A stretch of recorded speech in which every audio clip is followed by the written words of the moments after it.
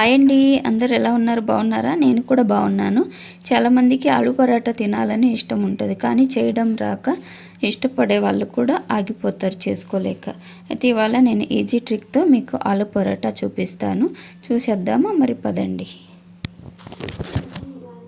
ఆలు పరాటా కోసం ఇక్కడ నేను మీడియం సైజు ఉల్లిపాయ, కొంచెం అల్లం, 2 పచ్చిమిర్చి, కొత్తిమీర, అలాగే 4 ఉడికించిన బంగాళదుంపలను తీసుకున్నాను.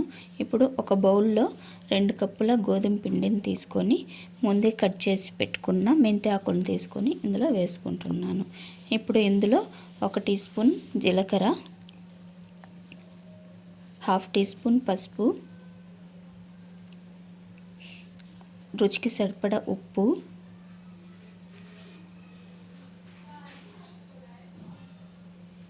అలాగే 1 టీ స్పూన్ కారం వేసుకొని ఇప్పుడు ఈ పిండిలో ఈ మసాలాలన్నీ బాగా కలిసిపోయేలాగా కలుపుకోవాలి. ఇప్పుడు కొంచెం కొంచెం వాటర్ వేస్తూ పిండిని చపాతీ ముద్దలాగా కలుపుకోవాలి. వాటర్ ఒకేసారి వేయకూడదు. ఒకేసారి వాటర్ వేసారంటే పిండి లూజ్ అయ్యే ఛాన్సెస్ ఉంటుంది. అందుకోసమని చూసుకుంటూ కలుపుకోండి. నీళ్ళు వేసి కొంచెం పిండి అనేది కొంచెం గట్టిగానే ఉండాలి. పిండిని కొంచెం గట్టిగా కలుపుకున్నామంటే మనం చపాతీకి స్టఫింగ్ చేసే లోపల అది నాని కొంచెం సాఫ్ట్ అవుతుంది. ఇదిగోండి, ఇలా ఈ కన్సిస్టెన్సీలో కలుపుకోవాలి. ఇప్పుడు ఇది మూత పెట్టి పక్కన పెట్టేసుకుందాం. ఇప్పుడు స్టఫింగ్ కోసం ఒక కడాయి స్టవ్ మీద పెట్టుకొని ఆయిల్ వేసి, ఆయిల్ వేడయ్యాక ఇందులో కట్ చేసిన పచ్చిమిర్చి, అలాగే కట్ చేసి పెట్టిన ఉల్లిపాయల ముక్కలను వేసుకొని ఒకసారి బాగా కలుపుకోవాలి. బ్రౌన్ కలర్ వచ్చే వరకు ఉల్లిపాయలను వేపుకోవాలి. ఉల్లిపాయలు వేగిన తర్వాత స్టవ్ ఆఫ్ చేసేసి ఇప్పుడు రుచికి సరిపడా ఉప్పు, ఇందులో 1 టీ స్పూన్ ధనియాల పొడి, 1/2 టీ స్పూన్ పసుపు, 1 టీ స్పూన్ కారం పొడి, అలాగే లాస్ట్లో 1 టీ స్పూన్ గరం మసాలా వేసి ఈ మసాలా అంతా ఒకసారి కలుపుకోవాలి. ఇప్పుడు ఇది పక్కన పెట్టేసి నేను ముందుగానే బంగాళదుంపలను తొక్క తీసి ఇలా తురుముకొని పెట్టుకున్నాను. ఇందులో కొంచెం అల్లం తురుము, అలాగే కట్ చేసి పెట్టిన కొత్తిమీర వేసి మనం ముందే ప్రిపేర్ చేసుకున్న మసాలాని ఇందులో వేసి బాగా ఒకసారి ఇలా కలుపుకోవాలి.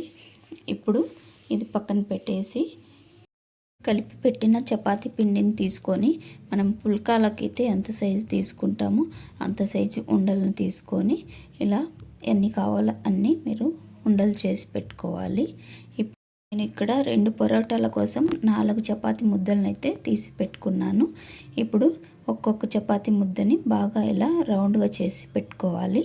ఇప్పుడు పొడిపిండిలో చపాతీ ముద్దని డిప్ చేసుకొని ఇలా రుద్దుకోవాలి. పుల్కాలను ఏ సైజులో అయితే రుద్దుకుంటామో అలాగే ఈ చపాతీలను కూడా పుల్కా సైజులో రుద్దుకోవాలి. ఒక పరోటాకి 2 చపాతీలు లాగా రుద్దుకోవాలి. ఒకటైతే చేసి పెట్టాను. ఇప్పుడు మరో చపాతీ ముద్దను తీసుకొని పుల్కా సైజులో అయితే రుద్దుకుంటున్నాను. నెక్స్ట్ ఒక చపాతీని తీసుకొని మనం ముందే ప్రిపేర్ చేసి పెట్టుకున్న ఆలు స్టఫింగ్ని తీసుకొని చపాతీ మధ్యలో పెట్టుకొని ఇలా సైడ్ అంతా స్ప్రెడ్ చేసుకోవాలి. మీరు డైరెక్ట్గా అలా స్ప్రెడ్ చేయొద్దు. ఇలా పెట్టుకొని పొడిపిండిలో చేయిని డిప్ చేస్తూ ఇలా ఆలు స్టఫింగ్ని ఇలా స్ప్రెడ్ చేసుకోవాలి. ఇప్పుడు మరో చపాతీ తీసుకొని ఈ చపాతీ పైన ఇలా పెట్టి ఎడ్జెస్ అంతా ఇలా ప్రెస్ చేసుకుంటూ పెట్టుకోవాలి. ఇప్పుడు ఒకవైపు బాగా ప్రెస్ చేసిన తర్వాత మరోవైపు కూడా ఇలా ఎడ్జెస్ అంతా బాగా ప్రెస్ చేసుకోవాలి. ఈక్వల్గా పెట్టుకోవాలి. చపాతీలు అనేది ఈక్వల్గా పెట్టుకొని ఇలా ప్రెస్ చేసుకొని ఇప్పుడు పరోటాని రుద్దుకోవాలి. ఆలు పరోటాని ఈ మెథడ్లో చేశారంటే కొత్తగా చేయాలనుకున్న వాళ్ళు కూడా ఈజీగా చేసుకోవచ్చండి. అంత ఈజీగా ఉంటుంది ఇలా చేయడం అనేది. నేను ఇంకో రకంగా చేస్తాను, కానీ మీకు చూపించడం కోసం ఈ మెథడ్లో చూపిస్తున్నాను. నేనైతే స్టార్టింగ్లో ఇలానే ట్రై చేశాను ఆలు పరోటాని.